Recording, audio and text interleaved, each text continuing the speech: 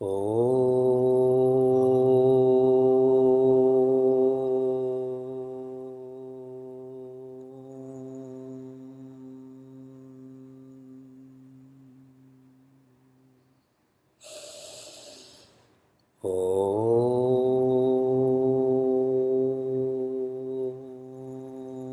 You want to sing in lunch?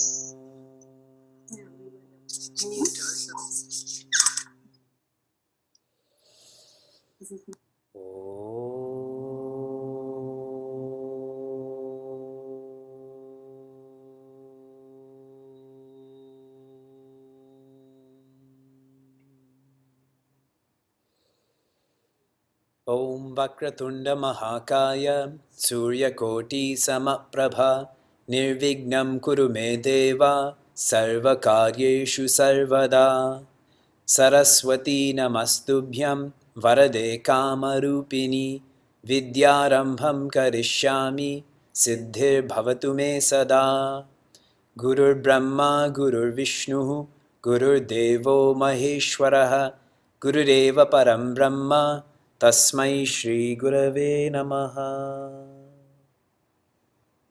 Narayana. Hari Om and good evening from Niagara Falls, Chinmayadhara, our ashram. One of the most powerful quotes that Pujya Swami Tejomayananda shared with us when we were studying Ramayana is, I weep for those who do not weep for the Lord. I weep for those who do not weep for the Lord. On September 16th, on September 1st, 2016, I introduced Moha Mudgara to all of you, sharing at a micro level that you naturally have a relationship with self-development, which is why you're part of this course. This relationship with self-development has come at a specific time in your life. When you need this course has been made available for you.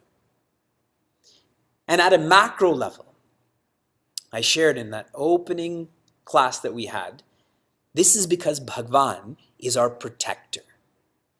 He's always looking at us, always looking after us.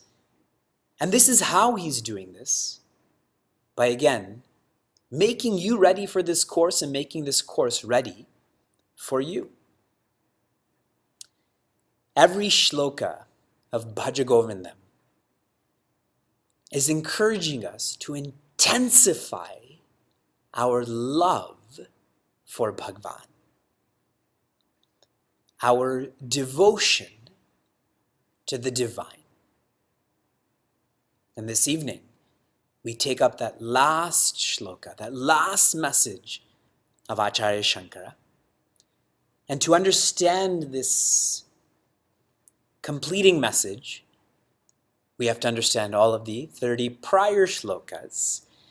So this evening, we will begin with a review of all of Bhaja Govindam. So stay with me, because I'm going to be brief, shloka by shloka. In shloka 1, we have the chorus, or the table of contents for Moha Mudgara. For each shloka, I'm going to give you a 3-word phrase so that you can remember the message of the shloka, so you can practice it. Okay, a simple English 3-word phrase.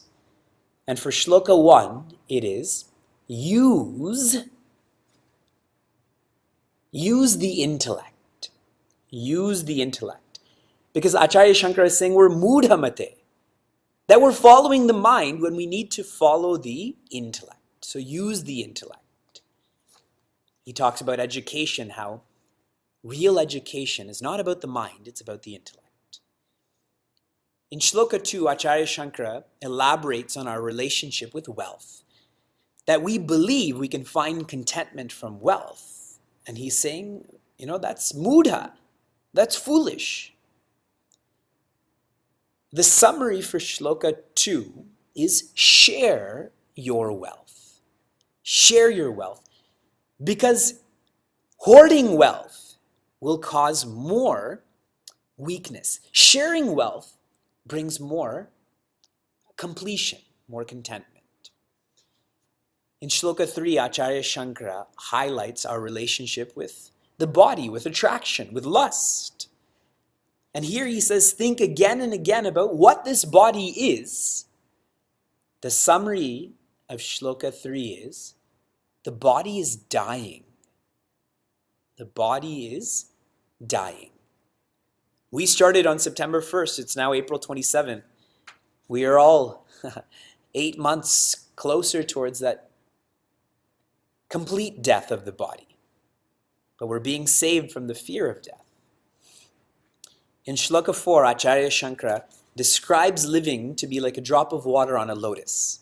It's all over the place. So to focus on what's important. The summary of Shloka 4 is, uncertainty is certain. Uncertainty is certain.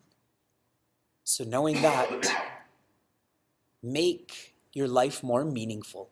Fast. These are all messages of urgency. We don't know when that last breath will leave us. In Shloka 5, Acharya Shankara highlights how we are very transactional. We depend on people at a transactional level. They depend on us at a transactional level. And so the summary for Shloka 5 is, develop independence now. Develop independence now. So the summaries, because some of you are flustered right now. Okay, here are the summaries. Number 1, use the intellect. Number 2, share your wealth. Number 3, body is dying. 4, uncertainty is certain. 5, develop independence when? Now. In 6, Acharya Shankara is talking about how many of our relationships are based on the body. It is based on a certain context, like a lifestyle. And if that changes, then the relationships change too. So the summary for Shloka 6 is, deepen your relationships. I've shared with you many times that when I came back from the Vedanta course, half of my friends weren't my friends then. They went from friends to acquaintances because they were only interested in my lifestyle, and my lifestyle changed. I preferred to come to the ashram then, go to places that you don't need to know about. So deepen your relationships. And those relationships of mine, when I came back, that were friends, became better friends because they were about the content, not the context. In Shloka 7, Acharya Shankara highlights how in each part of our life, we focus on different ways to make us content, whether it's through toys or people. And he says we never make enlightenment a focus. So the summary for Shloka 7 is, desire being desireless. Desire being desireless, which really means the highest gain is when you no longer seek gain, isn't it? Don't you want that gain? Or you never seek gain anymore? In Shloka 8, Acharya Shankara starts asking us, who is your wife? Who is your son? Who are you? Where did you come from? Where are you going? He's asking these fundamental questions. The summary is enquiry into inquiry. Enquiry is asking about the world. Inquiry is asking about you. What is the most important question you will ever ask yourself? Are you happy? It may not even be who am I, because suppose you find out who you are but you're miserable. Correct? So are you happy? We don't like that question, do we? In Shloka 9, famous Shloka, Acharya Shankara describes how satsang takes us to Jivan Muktihi. Who our friends are is very important. The summary for Shloka 9 is associate with nobility. Associate with nobility. Noble people, noble literature, noble thoughts. That's what sat is, nobility. In Shloka 10, Acharya Shankara is sharing how everything is coming and going, and specifically, everything comes because of avidya or ignorance. Desires come, thoughts come, actions come. So the summary for Chopai 10 is, knowledge cures ignorance. Ignorance is a disease, bhavaroga, and the cure to that is knowledge. Brahma Vidya, self-knowledge. In Shloka 11, Acharya Shankara says, enough of depending on pleasure, possession, position. These keep moving around. Why do you depend on this? Why do you take pride in all of this? Knowing that these are always moving around, hold on to something that's not moving. So the summary for 11 is, peace brings peace. Whoa. You needed to be in this class for 31 weeks to realize that peace brings peace. In Shloka 12, Acharya Shankara talks about how time is so stealth-like. We don't even know where time goes. It's like a snake that just keeps swallowing. And before we know it, it's what's the last part of us to go in is our head. And then we don't realize that, what did we do with our time? Acharya Shankara's summary through Vivek for number 12 is, pay attention now. Pay attention now. Otherwise, if you don't pay attention, time will keep swallowing you. So pay attention now. Shloka 13, Acharya Shankara brings up worrying and how the antonym of worry is faith. People who worry, it's because they believe they control. But those who have faith know they do not control. So the summary for 13 is, focus on faith. Focus on faith. 14. And what's significant about 14 is that now it's Acharya Shankara's disciples who are beginning the shlokas. And in 14, Acharya Shankara's disciple highlights how people assume forms and names that are mithya, that are an illusion. That someone may look like this, but who knows what's really their nature? To go deeper, so the summary for Shloka 14 is, renunciation is within. Renunciation doesn't mean having long hair or having short hair. Renunciation doesn't mean you have a mustache or you don't have a mustache. Renunciation is within. Talking about samsara, I just met some recently who told me that my mustache makes me look younger. Now I just got told that my mustache, without a mustache, it makes me look younger. See? That's samsara. Don't have a mustache, you win or lose. You have a mustache, you win or lose. Best is don't have a body. Then you will only be a winner. You will be Brahman. In Shloka 15, Acharya Shankara highlights someone who's engaged in indulgence. Outwardly, they look with a very sacred form and a sacred name, but inwardly, they're indulgent. And that doesn't work out for them. They're miserable. The summary for 15 is, fulfilling desires is futile. Fulfilling desires is futile. And then the opposite is studied in Shloka 16. where someone has a sacred form and name, but they don't know why they're doing what they're doing. So here, it is suppression, not indulgence, but suppression.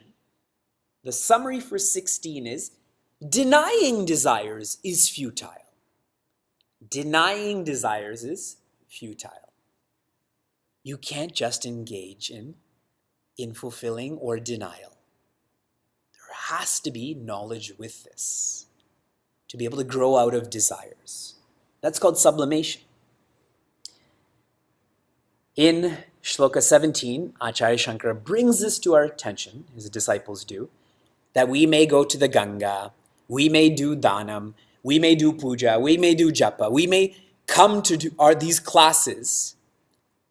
But if you're not learning about you, if you're not learning about the Spirit, then all of these activities will not transform us. They'll move us from here to here, but there'll be no transformation. What does yatra mean? Ya means to go. We go places. We go to Haridwar. We go to Trinidad. That's external, but ya internally means to move. So you go externally, but should be moved internally. The summary for 17, knowledge dismantles egoism. Knowledge dismantles egoism. The ego is our problem, not even the mind. So we need that which will dismantle our problem. In Shloka 18, Acharya Shankara focuses on someone who's real. That this person sleeps here, this person sleeps there. This person wears this person wears that. This person is beyond context. Here we get the idea of someone who's free. And the summary here is, independence is invincibility. Independence is invincibility. I had seen a picture recently that they're going to re-release Super Nintendo. How many of you owned a Super Nintendo back in the day? So they're re-releasing that, and I always love when you get a star. You know, if you ever play the Mario Brother games and you get a star, you become invincible then, right? No one can touch you. You can be in fire, you can be in water. You are invincible. Until that star runs and goes away, correct? But knowledge comes and stays. 19, a similar thought is shared here. That when we have this knowledge of our nature, whether one's in yoga or boga, satsang or dusang, dark or night, all irrelevant. The summary for 19 is be beyond context. Be beyond context. That's what's highlighted. In 20, Acharya Shankara shares what our sadhana should be. We should study Gita. We should be in the Ganga. We should offer our worship to Bhagavan Krishna. In other words, our whole lifestyle should revolve around Bhagavan. The summary for 20 is, practice makes perfect. That's why I said lifestyle. You have to keep on practicing, and it makes perfect. We call someone who's enlightened perfect. Practice makes perfect. Everyone's with me? You're enjoying the review, or this is dragging on? Okay? This becomes your sadhana all the way until September. In 21, sad shloka, slow meter, Acharya Shankara's disciples talk about how we keep being born and dying, born and dying. It's difficult to live in samsara, to go past Maya, that we need help. And so the summary in 21 is depend on God. Bhagavan is Maya Pati, the Lord of this falsity. You depend on that which is real. Falsity can't touch you. Depend. 22, Acharya Shankara talks about someone who's not subject to Maya. That person wears a little bit of this, a little bit of that. That person is not subject to this difference or that difference. That person is balavat, unmatvat, pishachavat, like a child, like someone who's mad, like a ghost. That person is above. The summary for 22 is, the wise live simply. The wise live simply. They don't run their lives trying to get everyone to like them. They live simply. 23, Acharya Shankara's disciples know that we got distracted, so they come back and tell us again, who are you? Who is your child? Who is your parent? Ask these questions and realize that anything outside of you is subject to change because they're objects. But the subject, who's asking, is changeless. So in 23, the summary is, get the fundamentals right. Get the fundamentals right. Once you know that your nature is joy, awareness, existence, go and be dynamic. Be fearless. But you have to have your fundamentals right. That's the purpose of the Gurukula, the focus, the vision. 23. 24, Acharya Shankara talks about what Brahman is. That Brahman is infinite. Brahman is the person who is driving behind you and flashing you. The person is the person in front of you who's driving too slow. Both are Brahman. And you're part of infinity and they're part of infinity, so why are you getting angry? Why are you being impatient? If you want to know Brahman, you have to practice virtues. So in 24, the message is, people train us. People train us, whether we paid for it or not, whether we like it or not, people are always training us, isn't it? And those people you marry train you more. The people you give birth most. But it's because you're stronger. You get a more hardcore trainer, no? If you want just group training, everyone moves their hands like this. But if you have a personal trainer, right, they're watching. They're Moha Mudgara to your lack of exercise.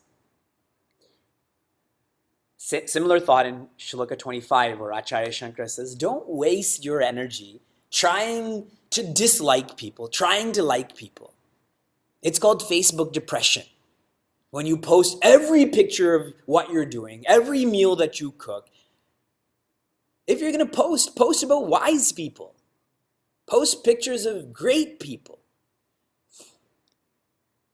We should give more resources, time, and effort towards the spirit, towards unity. The summary for 25 is, separation is shallow. Separation is shallow. When you focus on separation based on gender, that's a very shallow way to live, no? Isn't that how corporations work? You know, I once read an article in what used to be known as Spirit Magazine. What airline has Spirit Magazine? Used to. Southwest. And they were sharing that they took a person, a female, they dyed her hair blonde and black and red in 3 different circumstances, and the same person got paid the most when she had blonde hair, next most with black hair, and the least most with red hair. Talk about separation being shallow, no? And there's a whole corporation that supports that. They're the ones who are paying her.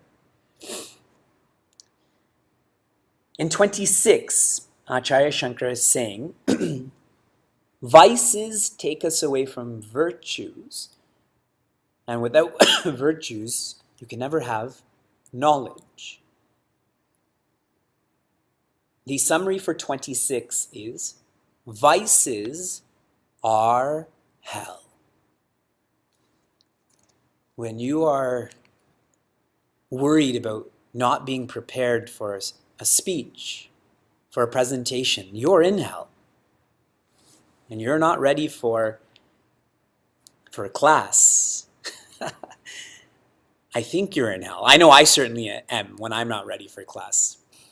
You're all thinking, that's heaven. This virtual Gurukula is much better than an actual Gurukula because you can kind of see us and we close our eyes like we're meditating, but we're napping. But it looks otherwise. In 27, Acharya Shankara talks about Geyam, Dhyayam, Nayam, Deyam. Geya means study, Dhyaya means contemplate, Naya means follow, Deya means give. And so the summary for 27 is, evolution is generosity. The more evolved you are, the more you give. The more you give, the tendency is to become more evolved because you're growing up from looking after the individuality only or family only. There's more, there's society, there's humanity. 28, Acharya Shankara comes back. He started coming back in 28, yes. We get back into our summary of Moha Mudgara. Acharya Shankara highlights how we follow the path of least resistance, prayas, and this only leads to sorrow. Our present creates our future. Our present creates our future. That if there's a cause, there's an effect that's coming with it. You cannot break that. 29, Acharya Shankara is talking about how the functional does not bring the meaning that we need. Artham, anartham.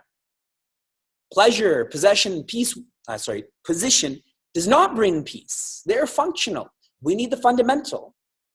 And so the summary for 29 is, functional is meaningless. Functional is meaningless. Meaningless at an absolute level. Sure, there's meaning when it comes to a driver's license and paying taxes and people knowing about you, but is that what you need? You need peace. Which brings us back to 30. So in 30 minutes, you got to study 30 shlokas. It's like a sportscast, you know, where they ring a bell and then you go to a different topic. We just did that with Advaita Vedanta, with Moha Mudgara. I don't know if Swami Chinmayananda is happy or sad by this sharing, but we'll project he's happy. A review of last week. Yoga is our mission statement. Our, meaning Sanatana Dharma's mission statement, is yoga. In English, it's called self-development. And a famous yogi, someone who followed self-development, who taught self-development, is called Patanjali Rishi. He composed the Yoga Sutra 2,300 years ago. He wrote a sutra, an aphorism, a zip file on how we can engage in self-development 2,300 years ago. And here's what he shared, okay? And to understand what he's trying to share, you have to visualize this as your sadhana or visualize this as a race, okay? You're about to start a half marathon. There's 15,000 people there. Everyone is tightly packed. So how do you begin? With yama and niyama. Yama means abstinence of certain behaviors, like hoarding. Niyama means observances. Observances like dedication to God. Yama and niyama, it creates space. Imagine you're tight in this race. You need to create space, right? To be able to move your arms, move your legs. That's one section. Now that you've gotten space, the next three come in, which is asana, postures, pranayama, regulation of our physiological functions, and pratyahara, which means to become more introvert. Asana, pranayama, pratyahara is like, what did I write here? It's like finding your rhythm. You know, now that you've created space, You can move your arms and legs. Now you move your arms and legs. You get into your rhythm. You get into your stride. Yes? And then the fulfillment of all of this. See, what we've studied, that's just preparation. The process is the last three. Dharana, dhyana, and samadhi. Dharana is now that you're trying to be introvert, you're directing the equipments at the spirit, but it's taking a lot of effort. That's dharana. You're holding it. When it becomes more natural, less effortful, it's called dhyana. And when it becomes effortless, becomes natural, that's called samadhi. In our race, that is running. So first you create space, then you get in your rhythm, then you run. And I really wanted to bring that to your attention because I had mentioned last week that kriyas lead to siddhis. Kriyas do not lead to moksha. If you want siddhis, focus on asana, pranayama, and pratyahara. But if you want moksha, if you want to finish the race, you need to get into dharana, dhyana, and samadhi. Good? And now, our last shloka. Shloka 1 is the message. Shloka 2 through 13 is an elaboration on the message. Shlokas 14 to 27 is an elaboration on the elaboration of that message. And shlokas 28, 29, 30, 31 is a summary of the elaboration on the elaboration of the message. And in this summary, this is the final summary. Please chant after me. Guru Charan, I forgot the meter, sorry. Guru Charanam Bhuja Nirbhara Bhaktaha Samsarat Achirat Bhava Muktaha Sendriya Manasa Niyama Devam Drakshasi Nija Hridayastam Devam. Let me say that again. Drakshasi Nija Hridayastam Devam. And together for our final time, Bhaja Govindam, Bhaja Govindam, Govindam Bhaja Mudamate. Acharya Shankara says here, Guru Charana, the feet of the Guru, are ambuja, are like lotuses, nirbhara bhaktaha, that we should have love for these lotus-like feet of our Guru, of our Sadguru. I've brought to your attention many times how we love to use the example of lotuses in Sanatana Dharma. Now, why? A lotus symbolizes being unshaken while being shaken. A lotus grows in water. Is a lotus wet? A lotus grows in mud. Is a lotus muddy? The Guru is being shaken by forces all around, by the context. But the Guru is unshaken through content. And more specifically, because the Guru, the darkness of vices have been removed. The word Guru means the one who removes darkness. But he or she started with themselves. Vices make us dark inside, like tamas. Darkness inside, laziness, but that's been removed. That's why we say Shri Guru.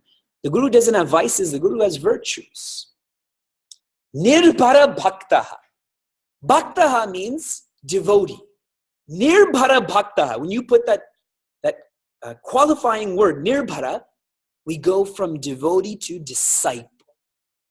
From bhaktaha to shishya. We can't just be passive lovers of the Sadguru. We have to be active lovers of our Sadguru. That's what it means to be a shishya. A shishya means someone who's ready for discipline. A shishya means someone who depends on the Guru. Depends here means always thinking and speaking and acting towards removing vices, to being virtuous. Nirbhara bhaktaha. Samsarat. From samsara, which is sorrow. Achirad. In no time, bhava muktaha, one will be free. Samsara, simply put, simply understand, means dependency. I depend on pleasure, possession, position. I depend on my friends. I depend on my family. I depend on the body. I depend on phala of my karma. But in the second quarter, Acharya Shankara is saying, one can be free of dependency. How? By knowing that one is not bound. One was never bound, one is not bound, one will never be bound. And if one is never bound, then that means one is ever free. One is ever free. Bhava muktaha. One can be this. How? By being sincere. By applying yourself to what the message of Acharya Shankara is. Bhagwan is not looking for our ability. Bhagwan is looking for our availability. How sincere you are. And I'll use another term, that is Shraddha. Shraddha means holding on to the truth. That when the Guru teaches that intellectually I have this, but I hold on to this. I may not assimilate this yet, but I hold on to this. And that faith helps me to internalize that. Samsarad achirad, in no time, year long, one will be free. How? Sendriya manasa niyama deva. What Acharya Shankara says here is the Sendriya, which means the organs, indriya. Manasa, that is the boss of the sense organs. Niyama. We should be disciplined with these. But more specifically, you see the word niyama I've already talked to you about. Yama means abstinence, acts of omission. Niyama means observance, acts of commission. So here he's saying niyama, because if you tell the sense organs, don't do this, don't look over there, don't eat cookie dough ice cream. As soon as I'm finished, some of you secretly go to get water, but you open the fridge door so that nobody can see you and you're eating that cookie dough ice cream, correct? But he says niyama, discipline here means, it does not mean don't use the sense organs and mind. What is being shared here is you should use the sense organs and mind in what? Upasana of the Guru. Asana means to sit. Upa means near. Sit near the Guru. In other words, engage in seva. When you sit near the Guru, you get to see what he or she sees, correct? How to do that? By seva. Seva is a way of purging those vices. And what's really funny about this is that so many of us, we do these Hanuman Chalisa-thons. In Niagara Falls, we're having ours on Sunday. And we chant, Nija mana mukuru siddhari. You take the raja, the dust of the Guru's feet, and you clean the mirror of your mind because You're about to describe Hanumanji, who's most pure, most virtuous. And we chant this, but we don't even know what it means. This is what it means to engage in seva, to engage in upasana. Use the sense organs in the mind. What will happen then? Drakshasi. You will experience Nija Hridaya in your own heart. Nija Hridayastam. Deeply in your heart, you will experience Devam. You will experience God. You will experience your own self as God. Whether you say it or not, you feel I see, I interact. Right now, that I for us is sometimes the body, sometimes the mind, intellect, always the ego. But if you follow all of what Acharya Shankara shared, and specifically Shloka 31, that I, you will experience as Bhagwan, as Deva, as Govinda. The highest form of bhaja is to be. Every instruction manual in Sanatana Dharma, the Upanishads, we're having a Devi retreat, a one-day Devi retreat in London, Ontario this Saturday on being the bigger person. And the text we're going to study is Ishavasya Upanishad. You're all excited now, aren't you? You don't know what Ishavasya Upanishad means, but yeah, can't wait to study that. You study the Upanishads, the need for a guru is shared. So many of you are in the Bhagavad Gita course, how chapter 1 is based on Arjuna being honest, being humble, being hopeful. So many of you study Ramayana with me, how Rishi Vashishta is guiding Bhagwan Rama. Every instruction manual talks about one needs to have this relationship with the Guru, whom becomes our Sadguru, who shows us this is all possible.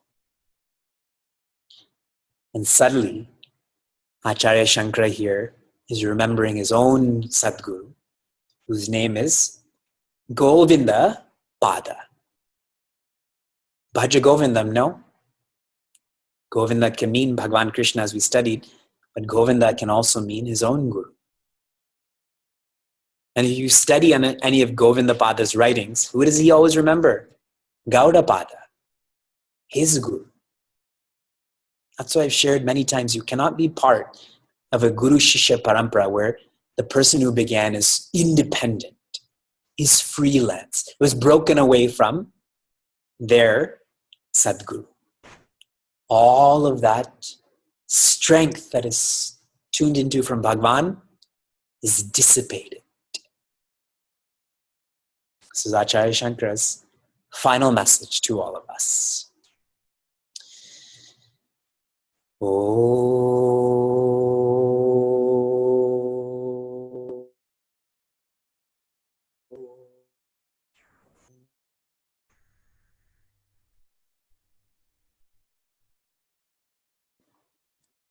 Narayana.